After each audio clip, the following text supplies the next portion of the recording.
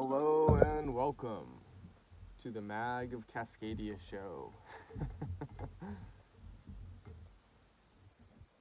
Hell of a day. About 100 degrees out here.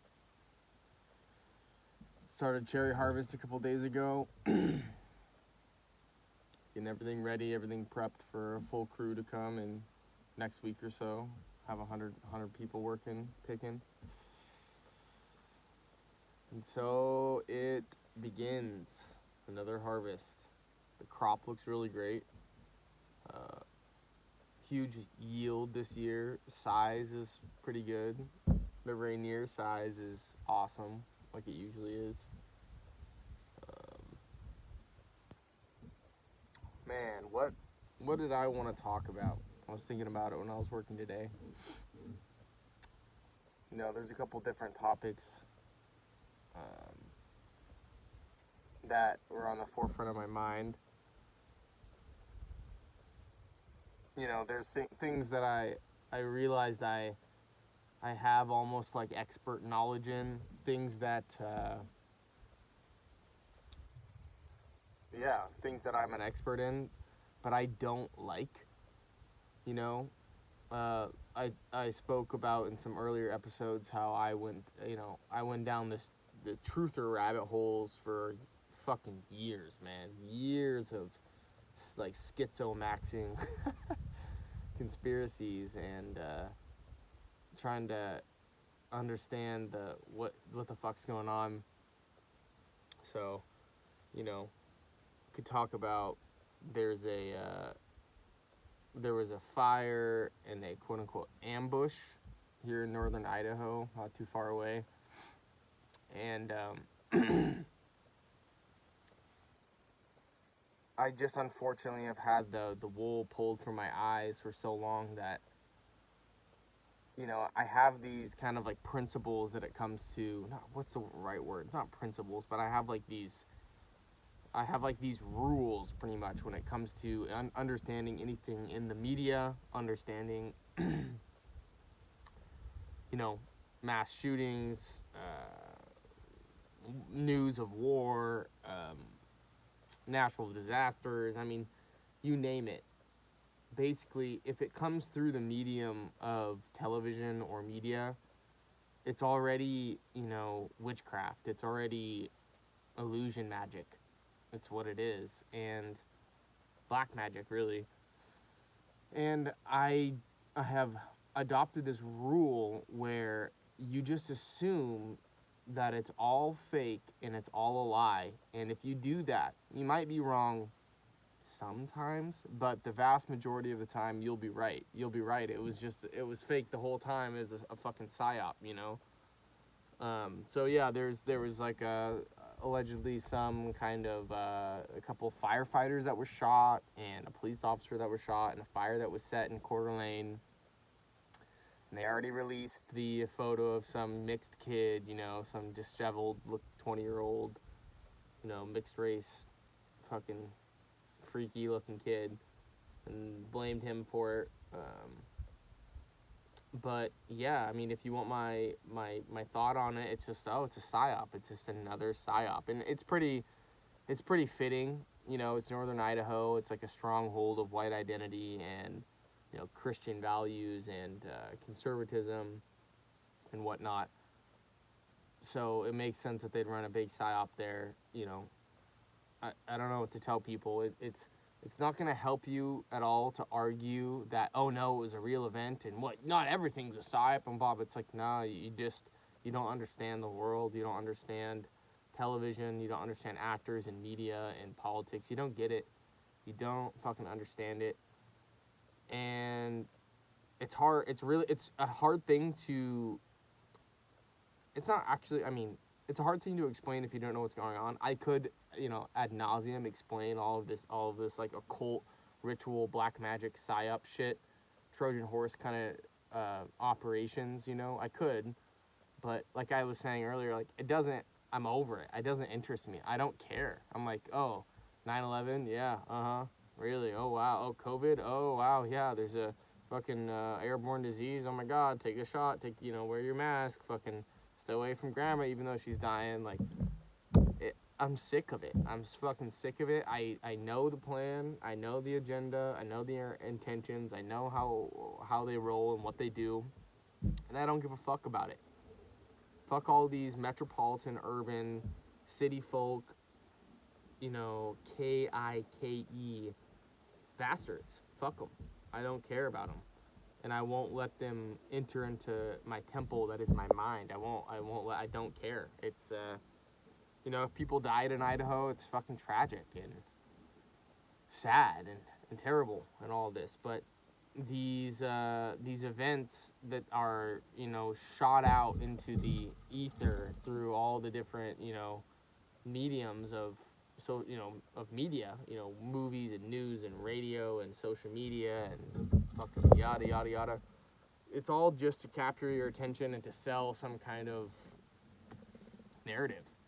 So, I don't care about it. It's silly. It's goofy to me. I see all this shit as just psyops. If it's an actor, if it's especially like an A-list actor, if they're saying anything, I don't listen to them. I don't listen to a word they say. They are actors.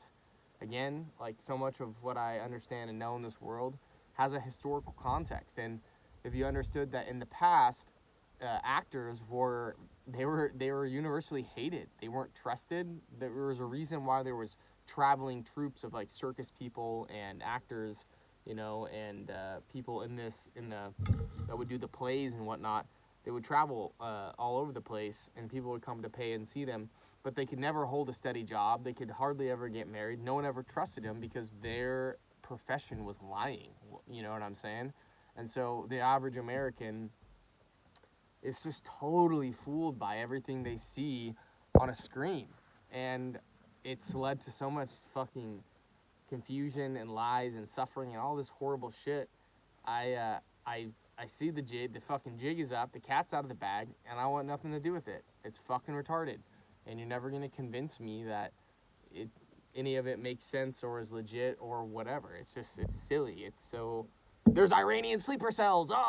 It's just like so dumb to me. I can't even fathom it. It's too much to fathom, And like, I could literally go into the weeds for hours. I could write a book. I probably could legitimately write a book on the art of the psyops and how it's been a art that's been practiced for thousands of years. It's integral and center in intelligence communities and religion. It's almost all overlapped, and they run these great big rituals of deception, and it's all occulted and heavily layered with black magic and numerology and dates and all all this stuff, and the astrology. It's heavily lined up with the sky clock, with the stars, the sun and the moon, and these epicycles and all this stuff. And it's just I grew up being more of like a jock. I played sports. I was masculine. I always had pretty girlfriends. I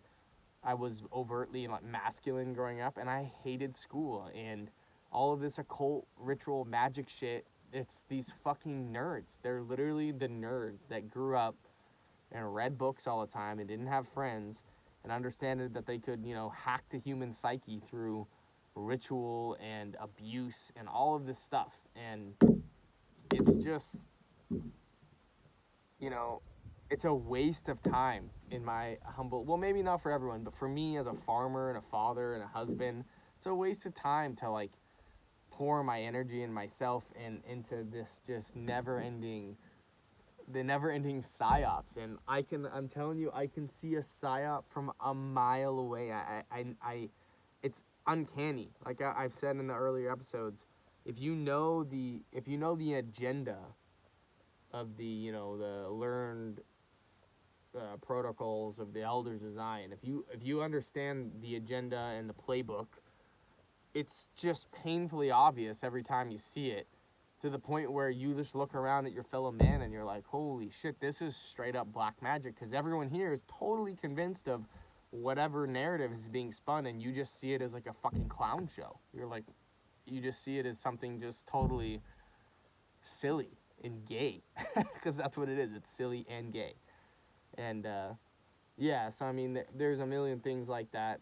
there's this, this shooting in Idaho, and it just smells of fucking. I see all the red flags of psyop and ritual and all this stuff, and you know, when it comes down to it, it's fake and it's fucking gay. It's fake and gay, like space and dinosaurs and evolution and all this shit. It's fucking fake and gay. And this world is made up of real things, and you get to pick what you participate in, and I don't want to participate in all that shit. So, maybe that's not a topic that I want to dive into today on this on this episode. There are topics that I do love, like, ancestry and bloodline and history. I love all that stuff. So maybe I'll talk about that today instead of fucking Jewish psyops and whatnot. But yeah.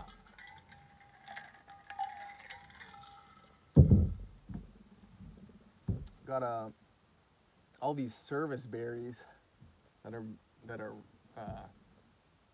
they're ripe right now and ready for harvest. They grow all over the place out here in the desert.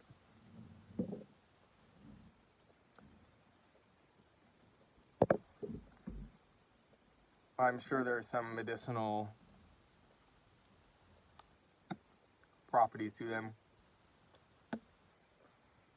I can't remember. I've read about it before. You can make tinctures and stuff with them. There's also elderberries that grow all over the property. Elderberry trees, which is just astonishing. If you saw and knew where I live exactly, I mean, it is just a fucking desert.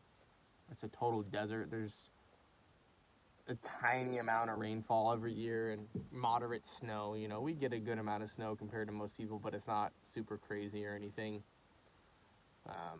Yeah, it's crazy. It's astonishing to me every day just seeing trees that grow out here. Because I water stuff all the time. I have an intricate water system that runs all over hundreds of acres, and it's all gravity fed because we're on the foothills. So we're right next to the mountains. We're like basically in the mountains, but not, kind of like on the border pretty much.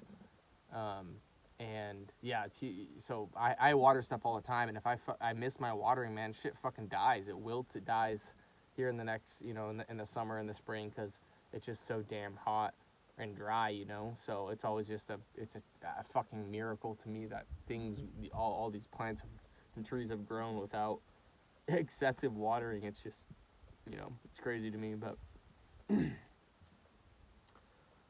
But yeah, let's switch topics a little bit to something that I find just fascinating, which is ancestry, bloodlines, kinlines, kinship.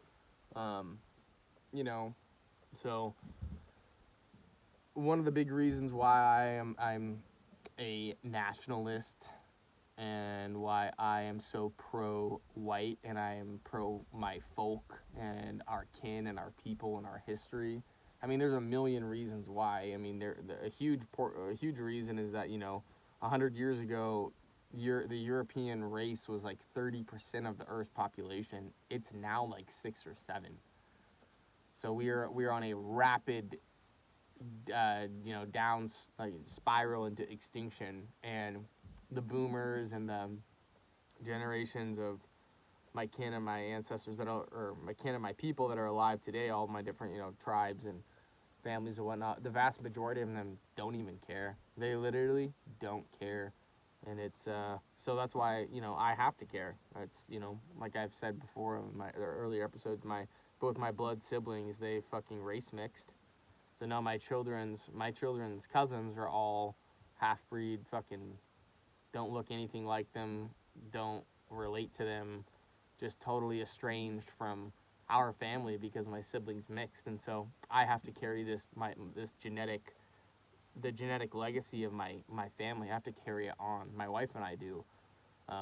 My wife and I are, both, we are of the exact same race and we have the same ancestors, but she just has more from one area and I have more from the other. And so my daughter looks like all the family in our all of our family she looks like, and then my son looked like all of us too. So it's so obvious to me.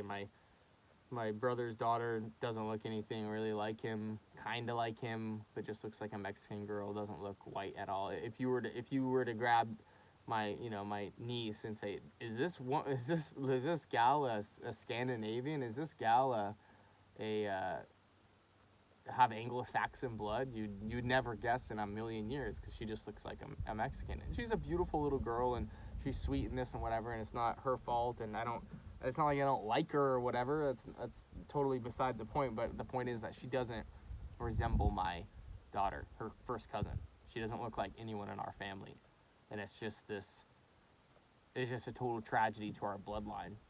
So I won't tell you my last name. I very accidentally told you my first name a couple episodes ago. I wasn't trying to do that, but me being the big airhead that I am, I let it slip. But I descend wholly from Northern Europe, Northwestern Europe. 80-something% of my ancestors hail from the British Isles. I'm a pretty good mix of English, Irish, Welsh, and Scottish. Mostly English. That's the largest percentage. I'm like quarter or something like that, 25% English. And then, then Welsh and Scottish and Irish.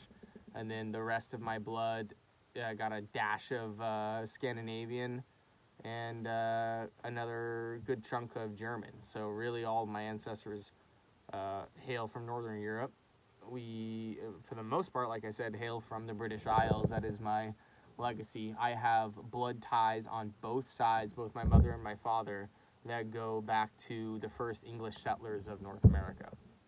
We've proven it with very extensive genealogical research. A lot of people in my family, but yeah, it's I have a lot of McGregor blood on both sides of my family, so the Irish and Scottish clans of McGregor and Matt Gregor. I am apparently related to the last pagan king of Ireland before Ireland was converted to Christianity.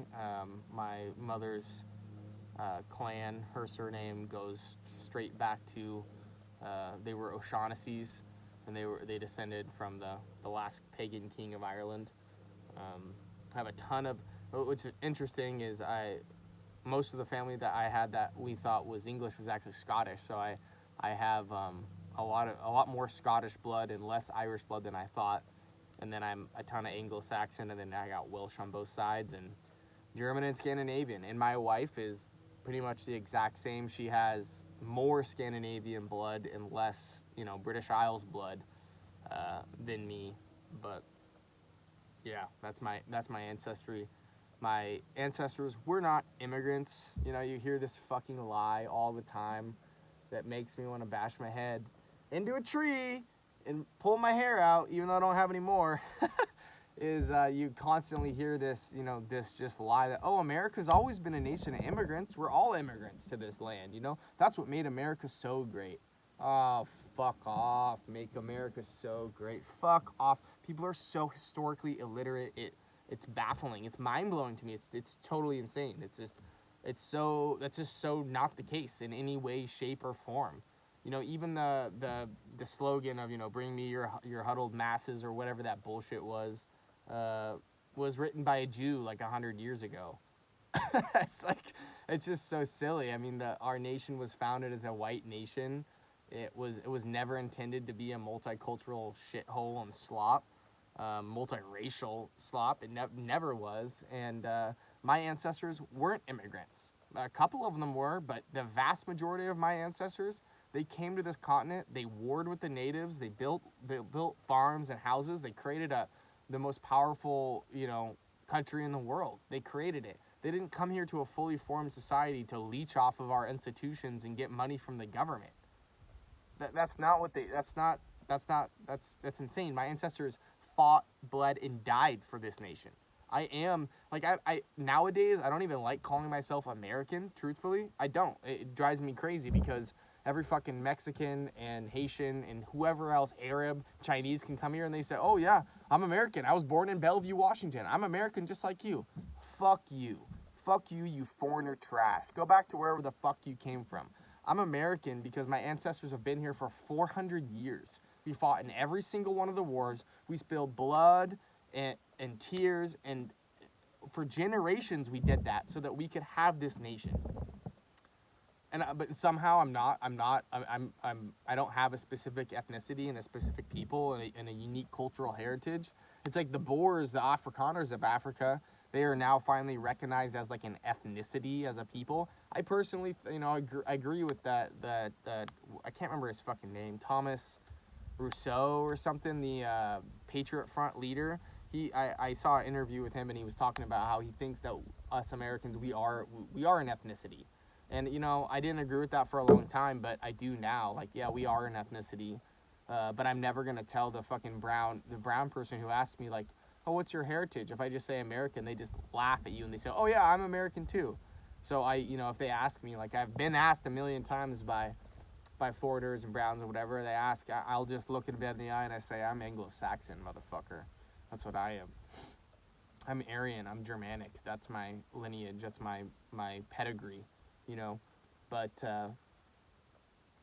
yeah, my ancestors weren't immigrants. They were settlers and pioneers.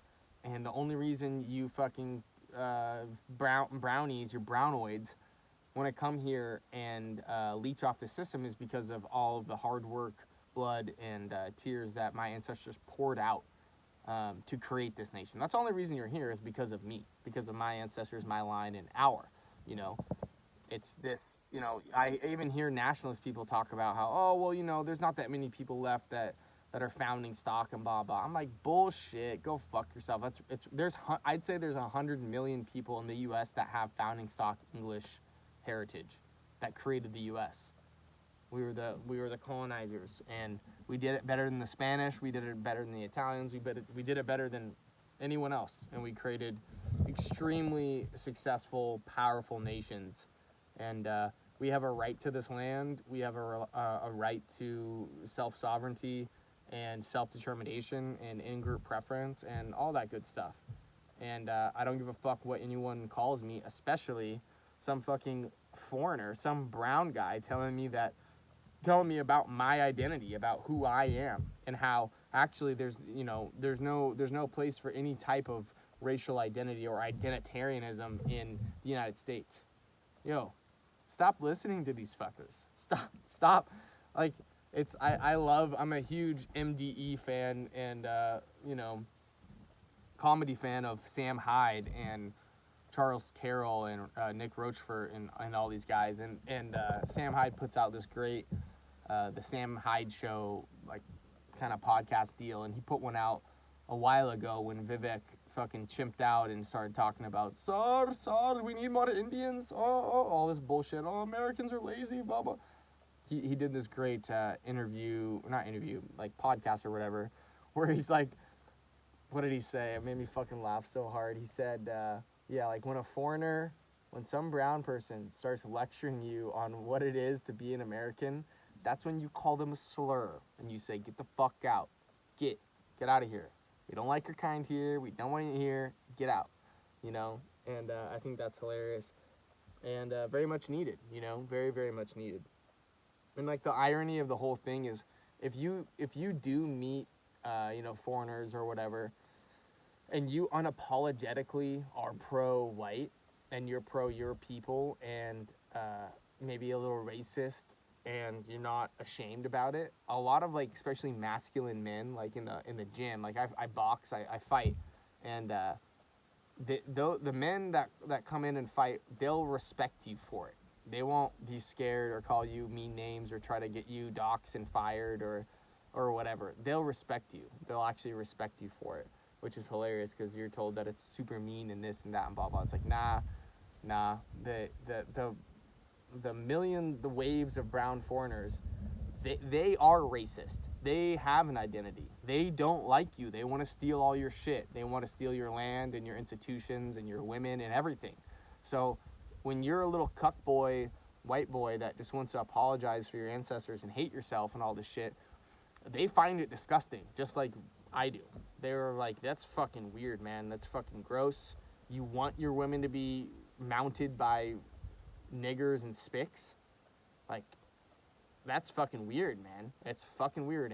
And so yeah, I would encourage all young white men to be unapologetically racist and pro white, because it's just desperately needed, and if we don't do it, we'll just disappear, you know. But yeah, anywho, I tried to get through this video without too many racial slurs. I get no views at all on my channel. I have like I'm pretty sure that I've had a Google account. I've had like a YouTube account for like 13 years. No, 15 years. I don't know. I can look. I can't remember when I joined. I think I joined. Yeah, it's 12. It's 12 years. My math is way off. In my past couple videos, I said 90 years when I meant to say 70 years. So I'm very dyslexic and retarded in that manner. But yeah, 12. I've had my YouTube channel or YouTube account for 12 years, and it's the same with my X. It's the same with my Instagram. It was the same with all of my social media I ever had. I was heavily censored and shadow banned, like heavily. And so I'm pretty sure that these videos that I'm putting out, I'm pretty sure they go out to absolutely no one. And I don't even think I could get onto a algorithm. I've been saying racist shit in comments for too long, and making funny, edgy jokes, and posting funny memes and whatever for too long. So I think it will be really funny in the future when this channel does explode and does blow up. It'll be funny to have people go back and be like, oh my God, he said nigger and spick, he said faggot, he said queer, you know, it's gonna be funny. But yeah, I don't know if there's that much more to say. What am I gonna title this? Oh, I'm gonna title it Kinline. Talk about my kinline, talk about my bloodline. Yeah. Very cool. Very cool. Anyways. Hail our kin, hail the gods. I'll see you on the next episode. Cheers.